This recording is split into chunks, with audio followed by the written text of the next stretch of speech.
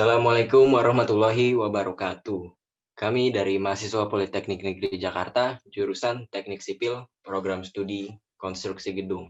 Hari ini kami akan mempresentasikan hasil kerja kelompok kami mengenai karya ilmiah.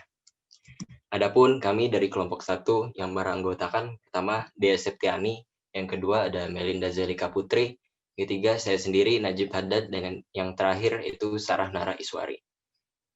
Mata kuliah Bahasa Indonesia dan dosen pengampu yaitu Ibu Linda Sari Wulandari.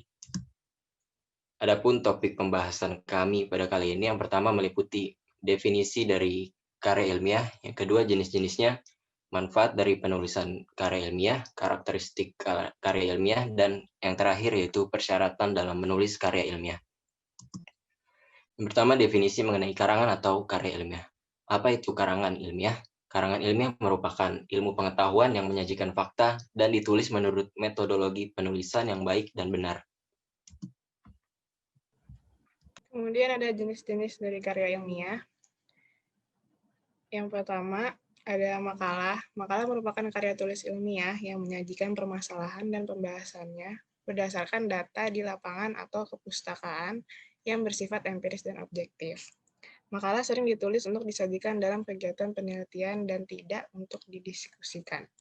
Makalah biasanya berisi 10 hingga 25 halaman dan waktu pengerjaannya yaitu 2 hari. Contoh makalah yaitu salah satunya makalah tugas kuliah.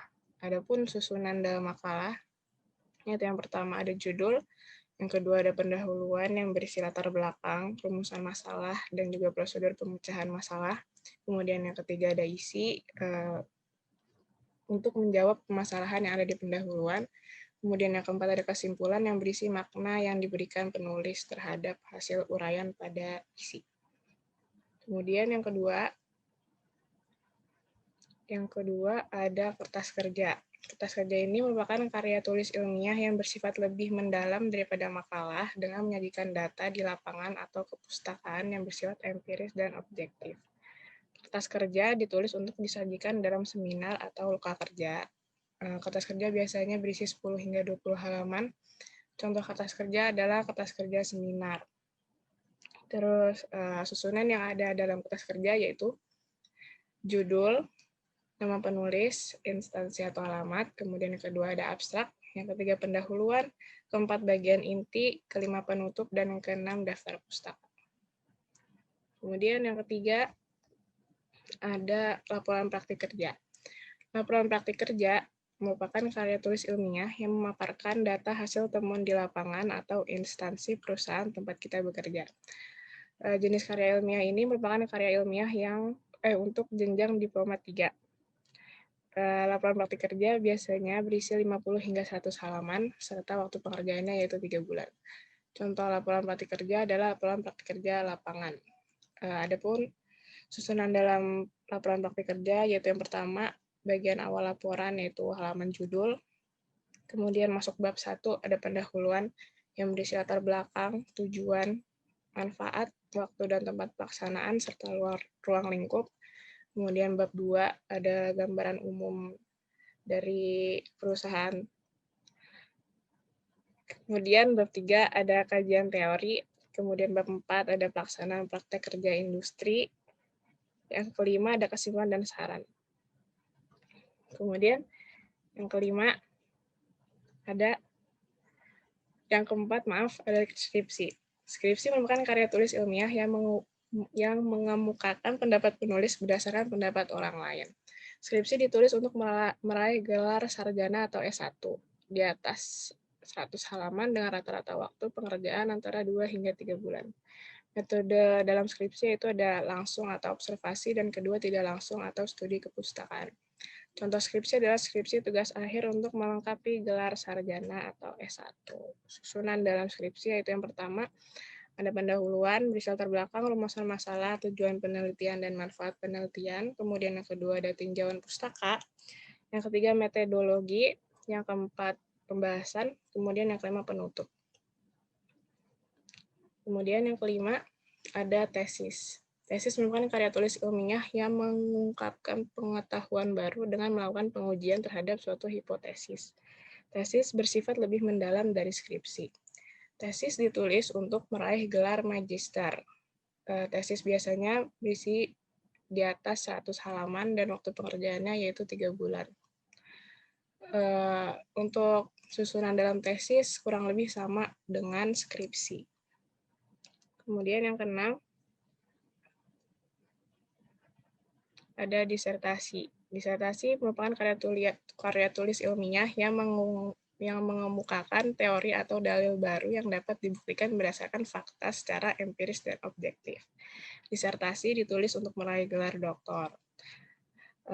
Disertasi biasanya di atas 100 halaman dan waktu pekerjaannya kira-kira 5 bulan. Contoh disertasi yaitu disertasi abstrak. Dan untuk susunan dalam disertasi biasanya kurang lebih sama dengan tesis dan skripsi, tapi lebih mendalam dari tesis. Untuk contoh-contoh dari jenis-jenis karya ilmiah dapat dilihat di link yang tertera di description box.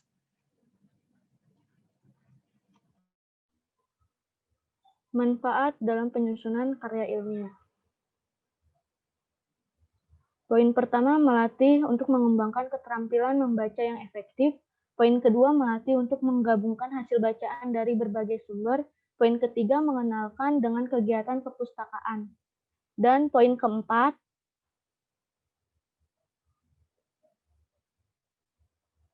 meningkatkan perorganisasian fakta atau data secara jelas dan sistematis.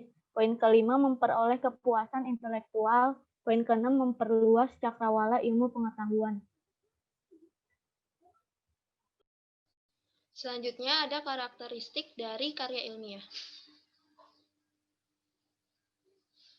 Yang pertama yaitu mengacu kepada teori. Maksudnya itu karangan ilmiah wajib memiliki teori yang dijadikan sebagai landasan berpikir atau kerangka pemikiran atau acuan dalam pembahasan makalah. Fungsinya yaitu yang pertama sebagai tolak ukur pembahasan dan penjawaban persoalan. Yang kedua sebagai data sekunder atau data penunjang. Yang ketiga untuk menjelaskan, menerangkan, mengekspos, dan mendeskripsikan suatu gejala. Dan yang keempat yaitu untuk mendukung dan memperkuat pendapat penulis. Yang kedua yaitu berdasarkan fakta, yang artinya setiap informasi kerangka ilmiah selalu apa adanya, sebenarnya, dan konkret. Yang ketiga yaitu logis, artinya setiap keterangan dalam kerangka ilmiah selalu dapat ditelusuri, diselidiki, dan diusut alasan-alasannya, rasional, dan dapat diterima oleh akal. Selanjutnya yaitu objektif, artinya dalam kerangka ilmiah semua keterangan yang diungkapkan tidak pernah subjektif, senantiasa faktual dan apa adanya, serta tidak diintervensi oleh kepentingan baik pribadi maupun golongan. Selanjutnya yang kelima yaitu sistematis. Baik penulisan atau penyajian maupun pembahasan dalam karangan ilmiah disajikan secara rutin, teratur, kronologis, sesuai dengan prosedur dan sistem yang berlaku terurut dan tertib. Yang keenam yaitu sahih atau valid. Artinya baik bentuk maupun isi karangan ilmiah sudah sah dan benar menurut aturan ilmiah yang berlaku. Yang ketujuh yaitu jelas, artinya setiap informasi dalam karangan ilmiah diungkapkan sejernih-jernihnya, gamblang, dan sejelas-jelasnya, sehingga tidak menimbulkan pertanyaan dan keraguan dalam benak pembaca. Selanjutnya yaitu yang kedelapan, yaitu seksama. Baik penyajian maupun pembahasan dalam karangan ilmiah dilakukan secara cermat, teliti, dan penuh kehati-hatian agar tidak mengandung kesalahan. Selanjutnya yang ke-9, tuntas.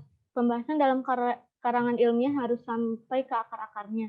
Jadi supaya karangan tuntas, pokok masalah harus dibatasi, tidak boleh terlalu luas. Selanjutnya, yang ke-10, bahasanya baku. Artinya bahasa yang digunakan dalam karya ilmiah harus menggunakan ragam bahasa Indonesia yang baku sesuai dengan standar atau patokan PUEBI. Selanjutnya, yang ke-11, penulisan sesuai dengan aturan atau standar nasional atau internasional. Akan tetapi, tata cara penulisan laporan penelitian yang berlaku di lembaga tempat penulisan bernaung tetap harus diperhatikan. Lalu yang terakhir yaitu persyaratan dalam menulis karya ilmiah. Yang pertama, kita harus menguasai teori. Teori yang dimaksud di sini adalah mengenai topik yang kita bahas pada karya ilmiah yang kita buat. Karena jika kita tidak menguasai teori yang akan kita buat, maka kita akan mendapatkan kesulitan dalam membuat karya ilmiah tersebut. Yang kedua, memiliki pengalaman. Pengalaman ini dapat mendukung kita untuk menggali informasi lebih dalam ataupun mengumpulkan data yang akan kita butuhkan dalam pembuatan karya ilmiah ini. Yang ketiga, bersifat terbuka. Terbuka ini maksudnya kita mau menerima dan masukan dari orang lain ataupun pendapat yang berbeda dari diri kita.